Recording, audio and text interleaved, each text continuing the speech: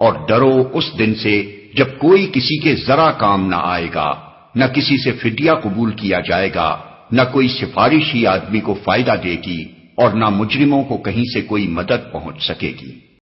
یاد کرو کہ جب ابراہیم کو اس کے رب نے چند باتوں میں آزمایا اور وہ ان سب میں پورا اتر گیا تو اس نے کہا میں تجھے سب لوگوں کا پیشوا بنانے والا ہوں۔ ابراہیم نے عرض کیا اور کیا میری اولاد سے بھی یہی وعدہ ہے؟ اس نے جواب دیا میرا وعدہ ظالموں سے متعلق نہیں ہے۔ یاد کرو کہ جب ابراہیم کو اس کے رب نے چند باتوں میں آزمایا۔ قرآن میں مختلف مقامات پر ان تمام سخت آزمائشوں کی تفصیل بیان ہوئی ہے جس سے گزر کر حضرت ابراہیم علیہ السلام نے اپنے آپ کو اس بات کا اہل ثابت کیا تھا کہ انہیں بنی نوع انسان کا امام اور رہنما بنایا جائے۔ جس وقت سے حق ان پر منکشف ہوا اس وقت سے لے کر مرتے دم تک ان کی پوری زندگی سراسر قربانی ہی قربانی تھی۔ دنیا میں جتنی چیزیں ایسی ہیں جن سے انسان محبت کرتا ہے ان میں سے کوئی چیز ایسی نہ تھی جس کو حضرت ابراہیم علیہ السلام نے حق کی خاطر قربان نہ کیا ہو، اور دنیا میں جتنے خطرات ایسے ہیں جن سے آدمی ڈرتا ہے ان میں سے کوئی خطرہ ایسا نہ تھا جسے انہوں نے حق کی راہ میں نہ جھیلا ہو۔ میرا وعدہ ظالموں سے متعلق نہیں ہے۔ یہ وعدہ تمہاری اولاد کے صرف اس حصے سے تعلق رکھتا ہے جو صالح ہو، ان میں سے جو ظالم ہوں گے ان کے لیے یہ وعدہ نہیں ہے۔ اس سے یہ بات خود ظاہر ہو جاتی ہے کہ گمراہ یہودی اور مشرک بنی اسماعیل اس وعدے کے مصداق نہیں ہیں۔ اور ہم نے اس گھر کعبے کو لوگوں کے لیے مرکز اور امن کی جگہ قرار دیا تھا، اور لوگوں کو حکم دیا تھا کہ ابراہیم جہاں عبادت کے لیے کھڑا ہوتا ہے اس مقام کو مستقل جائے نماز بنا لو، اور ابراہیم اور اسماعیل کو تاکید کی تھی کہ میرے اس گھر کو طواف اور اعتکاف اور رکوع اور سجدہ کرنے والوں کے لیے پاک رکھو۔ پاک رکھنے سے مراد صرف یہی نہیں ہے کہ کوڑے کرکٹ سے اسے پاک رکھا جائے۔ خدا کے گھر کی اصل پاکی یہ ہے کہ اس میں خدا کے سوا کسی کا نام بلند نہ ہو۔ جس نے خانہ خدا میں خدا کے سوا کسی دوسرے کو مالک، معبود، حاجت روا اور فریاد رس کی حیثیت سے پکارا اس نے حقیقت میں اسے گندا کر دیا۔ یہ آیت ایک نہایت لطیف طریقے سے مشرکین قریش کے جرم کی طرف اشارہ کر رہی ہے کہ یہ ظالم لوگ ابراہیم علیہ السلام اور اسماعیل علیہ السلام کے وارث ہونے پر فخر تو کرتے ہیں مگر وراثت کا حق ادا کرنے کے بجائے الٹا اس حق کو پامال کر رہے ہیں۔ لہذا جو وعدہ ابراہیم علیہ السلام سے کیا گیا تھا اس سے جس طرح بنی اسرائیل مستثنا ہو گئے ہیں اسی طرح یہ مشرک بنی اسرائیل بھی اس سے مستثنا ہے۔ اور یہ کہ ابراہیم نے دعا کی اے میرے رب اس شہر کو امن کا شہر بنا دے اور اس کے باشندوں میں سے جو اللہ اور آخرت کو مانے انہیں ہر قسم کے پھلوں کا رزق دے۔ جواب میں اس کے رب نے فرمایا اور جو نہ مانے گا دنیا کی چند روزہ زندگی کا سامان تو میں اسے بھی دوں گا مگر آخر کار اسے عذاب جہنم کی طرف گھسیٹوں گا اور وہ بدترین ٹھکانہ ہے۔ دنیا کی چند روزہ زندگی کا سامان تو میں اسے بھی دوں گا۔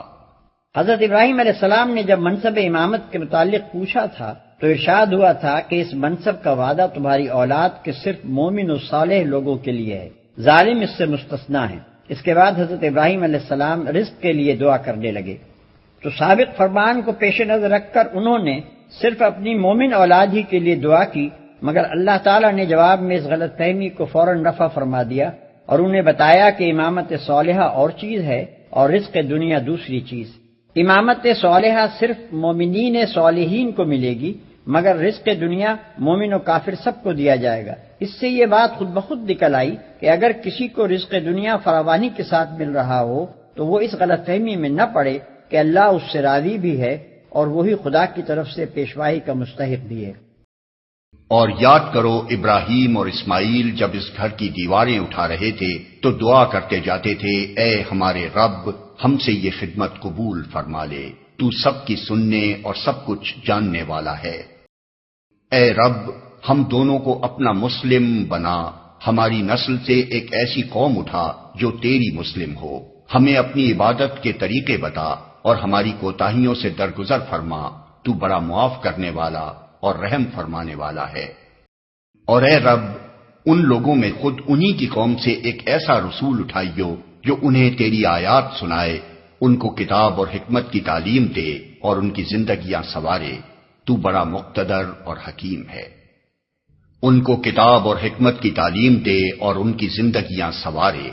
زندگی سنوارنے میں خیالات، اخلاق، عادات، معاشرت، تمدن، سیاست، غرض ہر چیز کو سنوارنا شامل ہے۔ تو بڑا مقتدر اور حکیم ہے۔ اس سے یہ بتانا مقصود ہے کہ محمد صلی اللہ علیہ وسلم کا ظہور دراصل حضرت ابراہیم علیہ السلام کی دعا کا جواب ہے۔ اب کون ہے جو ابراہیم کے طریقے سے نفرت کرے؟ جس نے خود اپنے آپ کو حماقت و جہالت میں مبتلا کر لیا ہو، اس کے سوا کون یہ حرکت کر سکتا ہے؟ ابراہیم تو وہ شخص ہے جس کو ہم نے دنیا میں اپنے کام کے لیے چن لیا تھا اور آخرت میں اس کا شمار صالحین میں ہوگا۔ اس کا حال یہ تھا کہ جب اس کے رب نے اس سے کہا مسلم ہو جا، تو اس نے فوراً کہا میں مالک کائنات کا مسلم ہو گیا۔ مسلم ہو جا، مسلم وہ جو خدا کے آگے سر اطاعت خم کر دے، خدا ہی کو اپنا مالک، آقا، حاکم اور معبود مان لے، جو اپنے آپ کو بالکلیہ خدا کے سپرد کر دے اور اس ہدایت کے مطابق دنیا میں زندگی بسر کرے جو خدا کی طرف سے آئی ہو۔ اس عقیدے اور اس طرز عمل کا نام اسلام ہے، اور یہی تمام انبیاء کا دین تھا جو ابتدائے آفرینش سے دنیا کے مختلف ملکوں اور قوموں میں آئے۔ اسی طریقے پر چلنے کی ہدایت اس نے اپنی اولاد کو کی تھی، اور اسی کی وصیت یعقوب اپنی اولاد کو کر گیا۔ اس نے کہا تھا کہ میرے بچوں، اللہ نے تمہارے لیے یہی دین پسند کیا ہے، لہذا مرتے دم تک مسلم ہی رہنا، اور اسی کی وصیت یعقوب اپنی اولاد کو کر گیا۔ حضرت یعقوب علیہ السلام کا ذکر خاص طور پر اس لیے فرمایا کہ بنی اسرائیل براہ راست انہی کی اولاد تھے۔ اللہ نے تمہارے لیے یہی دین پسند کیا ہے۔ دین یعنی طریق زندگی، نظام حیات، وہ آئین جس پر انسان دنیا میں اپنے پورے طرز فکر اور طرز عمل کی بنا رکھے۔ پھر کیا تم اس وقت موجود تھے جب یعقوب اس دنیا سے رخصت ہو رہا تھا؟ اس نے مرتے وقت اپنے بیٹوں سے پوچھا، بچوں میرے بعد تم کس کی بندگی کرو گے؟ ان سب نے جواب دیا، ہم اسی ایک خدا کی بندگی کریں گے جسے آپ نے اور آپ کے بزرگوں ابراہیم، اسماعیل اور اسحاق نے خدا مانا ہے، اور ہم اسی کے مسلم ہیں۔ بائبل میں حضرت یعقوب علیہ السلام کی وفات کا حال بڑی تفصیل سے لکھا گیا ہے، مگر حیرت ہے کہ اس وصیت کا کوئی ذکر نہیں ہے۔ البتہ تلمود میں جو مفصل وصیت درج ہے، اس کا مضمون قرآن کے بیان سے بہت مشابہ ہے۔ اس میں حضرت یعقوب علیہ السلام کے یہ الفاظ ہمیں ملتے ہیں، خداوند اپنے خدا کی بندگی کرتے رہنا، وہ تمہیں اسی طرح تمام آفات سے بچائے گا جس طرح تمہارے آباء و اجداد کو بچاتا رہا ہے۔ اپنے بچوں کو خدا سے محبت کرنے اور اس کے احکام بجا لانے کی تعلیم دینا تاکہ ان کی مہلت زندگی دراز ہو، کیونکہ خدا ان لوگوں کی حفاظت کرتا ہے جو حق کے ساتھ کام کرتے ہیں اور اس کی راہوں پر ٹھیک ٹھیک چلتے ہیں۔ جواب میں ان کے لڑکوں نے کہا، جو کچھ آپ نے ہدایت فرمائی ہے ہم اس کے مطابق عمل کریں گے، خدا ہمارے ساتھ ہو۔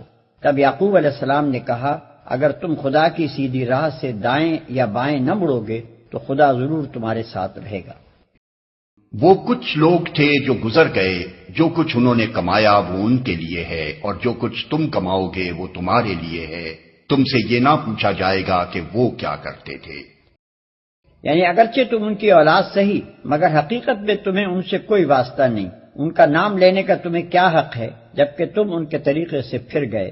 اللہ کے ہاں تم سے یہ نہیں پوچھا جائے گا کہ تمہارے باپ دادا کیا کرتے تھے، بلکہ یہ پوچھا جائے گا کہ تم خود کیا کرتے رہے۔ اور یہ جو فرمایا کہ جو کچھ انہوں نے کمایا وہ ان کے لیے ہے اور جو کچھ تم کماؤ گے وہ تمہارے لیے ہے، یہ قرآن کا خاص انداز بیان ہے۔ ہم جس چیز کو فعل یا عمل کہتے ہیں، قرآن اپنی زبان میں اسے کسب یا کمائی کہتا ہے۔ ہمارا ہر عمل اپنا ایک اچھا یا برا نتیجہ رکھتا ہے جو خدا کی خوشنودی یا ناراضی کی صورت میں ظاہر ہوگا، وہی نتیجہ ہماری کمائی ہے۔ کیونکہ قرآن کی نگاہ میں اصل اہمیت اسی نتیجے کی ہے، اس لیے اکثر وہ ہمارے کاموں کو عمل و فعل کے الفاظ سے تعبیر کرنے کے بجائے کسب کے لفظ سے تعبیر کرتا ہے۔ یہودی کہتے ہیں یہودی ہو تو راہ راست پاؤ گے، عیسائی کہتے ہیں عیسائی ہو تو ہدایت ملے گی۔